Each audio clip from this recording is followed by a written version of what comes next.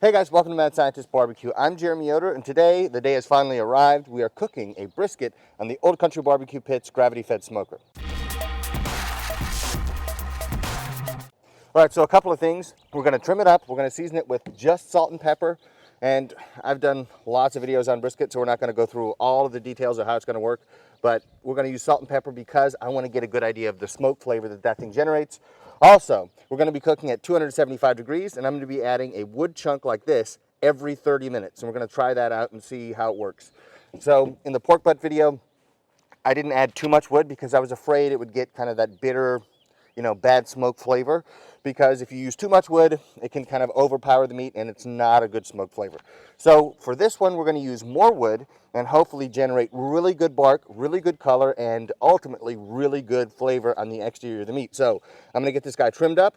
The smoker's already getting started right now. It's about 225 degrees, and we're going to put this brisket on when it hits 275.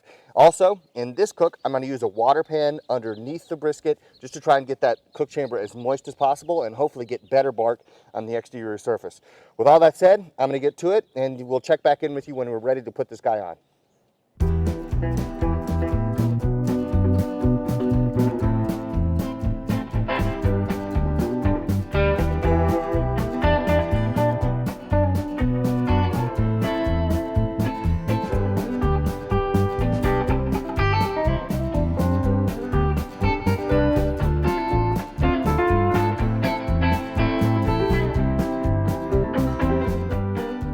All right, time to put this guy on. 275, we're going to check back in an hour. Usually, I wait 3 hours when I'm cooking a brisket before I peek at him, but because this is still a new process on this smoker, I'm going to be checking sooner than that just to look at the color, see if I'm getting bark, see if I'm getting burning, just checking everything out. So we'll check back in an hour. Let's put this guy on.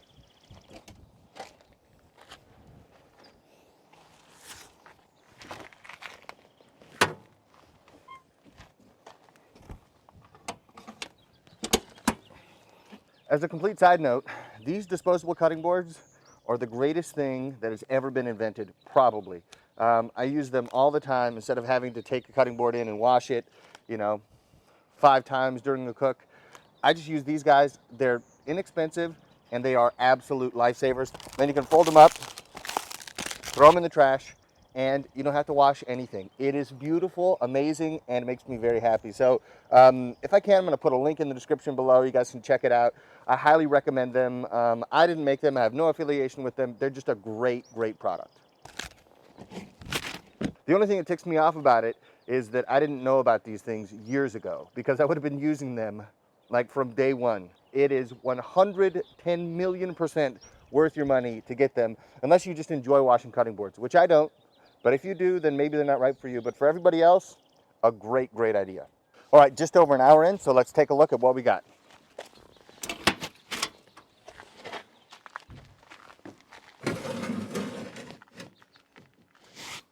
So it looks like we're getting great color and nothing's burning, so I'm going to keep doing exactly what I'm doing.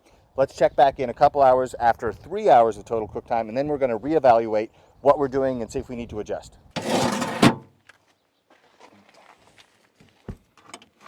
Been 3 hours. Let's take a look at what we got. Okay. It's looking good. Nothing's burning. Great color. Looks like we're starting to get some fat render there. Just starting. That looks great. I don't even think there's any need to spray. Yeah, I don't think there's any need to spray at all at this point. So I'll probably let it go another hour, hour and a half, and then check again. But this is looking great. Okay, it's been 90 minutes, so let's check on this brisket. And right now it's starting to get windy, but hopefully the insulation in this thing keeps everything, moving forward, and it shouldn't be a problem. On offset smokers, wind is a humongous problem. Hopefully it's not going to hinder us too much today.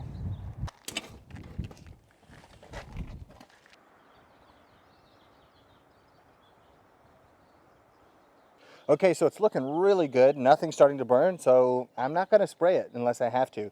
My guess is we'll be able to take it all the way to wrapping without needing to spray it because of that water pan in there.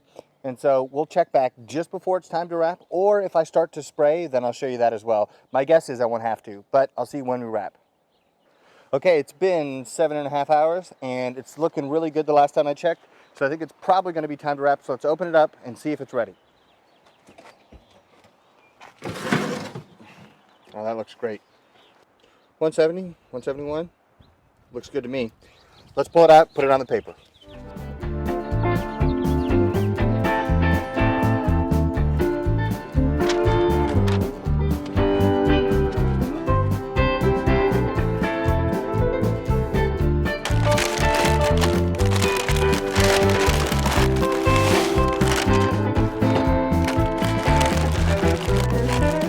All right, wrapped up, ready to finish it off. We're going to check back when this thing is done.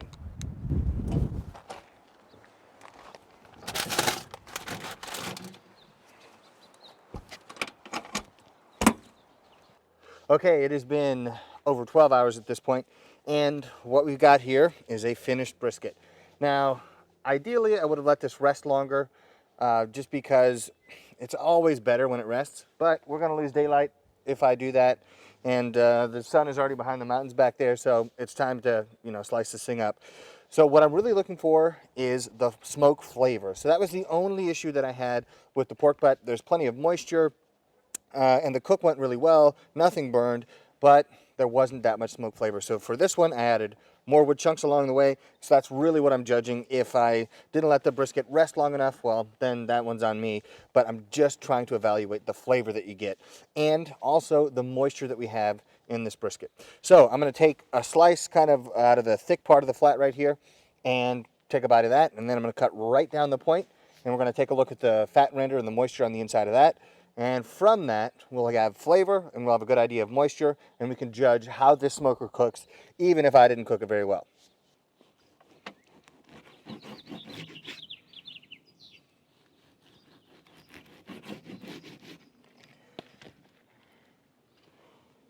All right, so let's talk about what we got here. This is magnificently moist for the flat.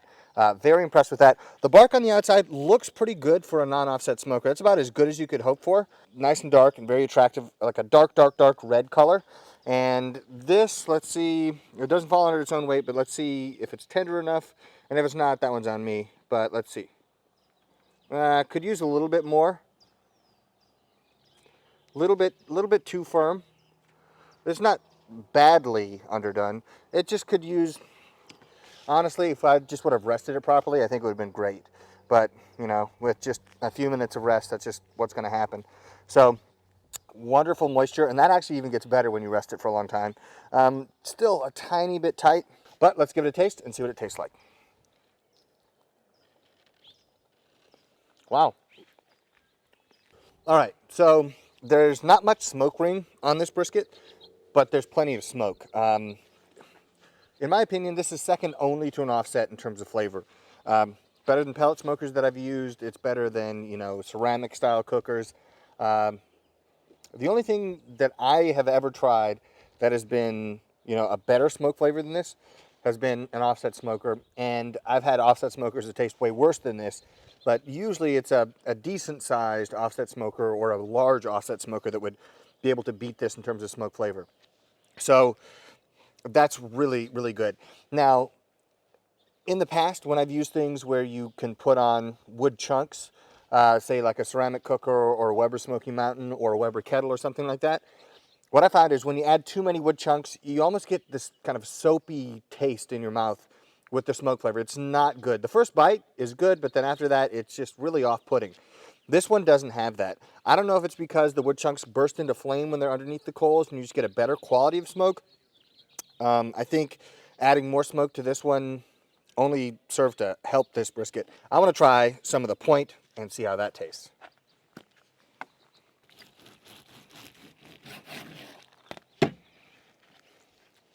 Magnificently moist, wonderful moisture. Very impressed with that. So moisture, check. Bark, check. Very, very good. This is amazing. This is great.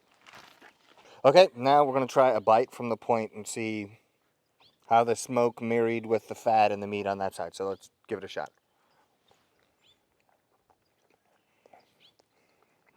Even better. All right.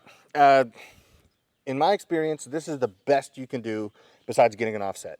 There's some things I want to try, techniques in the future, maybe layering in wood chunks with the charcoal in the chute. But just the basic way to use the thing produces incredibly good flavor, for something that's very, very easy to use. You know, you adjust a vent, you adjust another vent, and you let it rock and roll and just maintain temperature. So very impressed with that.